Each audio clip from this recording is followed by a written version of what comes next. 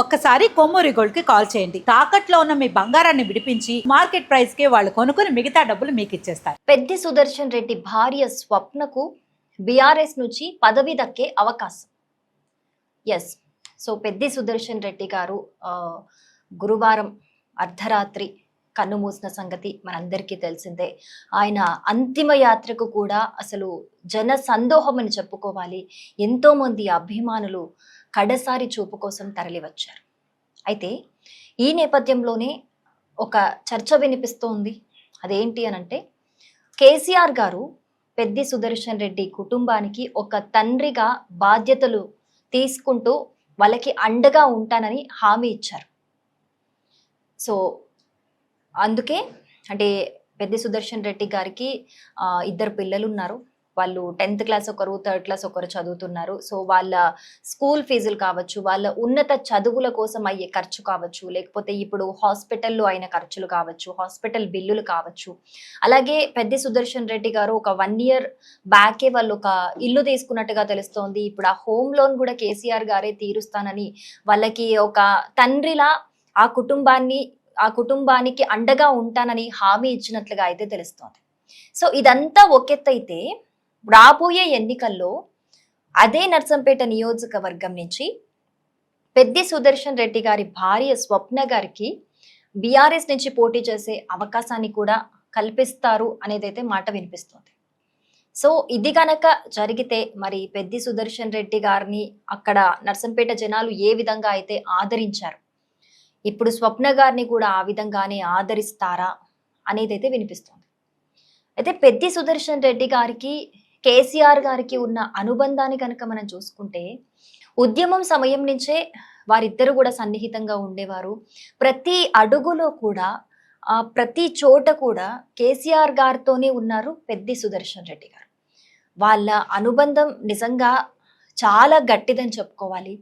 ఎందుకంటే రాష్ట్రం ఏర్పడక ముందు నుంచి వాళ్ళ అనుబంధం ఉంది. రాష్ట్రం ఏర్పడ్డాక బీఆర్ఎస్ ప్రభుత్వం 10 ఏళ్ల పాలనలో కూడా ప్రతి చోట కూడా పెద్ది సుదర్శన్ రెడ్డి గారు కేసీఆర్ గారి చెయ్యి ఎప్పుడు వీడలేదు అని చెప్పుకోవాలి. సో 2001లో ఈయన పెద్ది సుదర్శన్ రెడ్డి గారు బీఆర్ఎస్ లో జాయిన్ అయ్యారు. ఆ తర్వాత నల్లబెల్లి నుంచి జడ్పీటీసీగా అయితే ఎన్నికయ్యారు. ఆ తర్వాత మనకి జిల్లా అధ్యక్షుడిగా, రాష్ట్ర పోలిట్ బ్యూరో సభ్యుడిగా బాధ్యతలు అయితే చేపట్టారు. అయితే 2018, 2014, 2018, 2023 ఈ 3 సంవత్సరాలు కూడా ఎన్నికల్లో పోటీ చేస్తారు. కానీ తొలిసారిగా అయితే 2018లో ఎమ్మెల్యేగా పోటీ చేసి తొలిసారి ఆయన గెలవడం జరిగింది. ఆయన ఎప్పుడూ కూడా ప్రజలతోనే ఉన్న మనిషి. అంటే కేసీఆర్ గారు మనస్తత్వం ఎలా ఉంటుందో, ఏ విధంగా ఉంటుందో, కేసీఆర్ గారి అడుగు జాడల్లోనే నడుస్తూ ఆయననే ఫాలో అవుతూ, అలాగే ప్రజలకి దగ్గరగా ప్రజల ఇబ్బందులను తెలుసుకుంటూ ప్రజలతో బతికిన మనిషి పెద్ది సుదర్శన్ రెడ్డి గారు. అందుకే ఆయన అంతిమ యాత్రకు చూసుకోవచ్చు అసలు ఏ విధంగా వచ్చారో జనాలు అనేది. అలాగే ఎప్పుడైతే జూలై 26న పెద్ది సుదర్శన్ రెడ్డి గారికి హార్ట్ స్ట్రోక్ వచ్చి ఆయన హాస్పిటల్కి వెళ్ళారో, ఈ విషయం తెలిసిన వెంటనే ఇటు కేటీఆర్ గారు కావచ్చు, హరీష్ రావు గారు కావచ్చు, వాళ్ళు వెంటనే హైదరాబాద్ నుంచి బయలుదేరి అక్కడికి వెళ్ళడం జరిగింది, వరంగల్కి. అక్కడ వెళ్ళి చూపించిన తర్వాత క్రిటికల్ సిచ్యువేషన్ అన్న తర్వాత మళ్ళీ హైదరాబాద్కి వెంటనే తీసుకురావడం జరిగింది.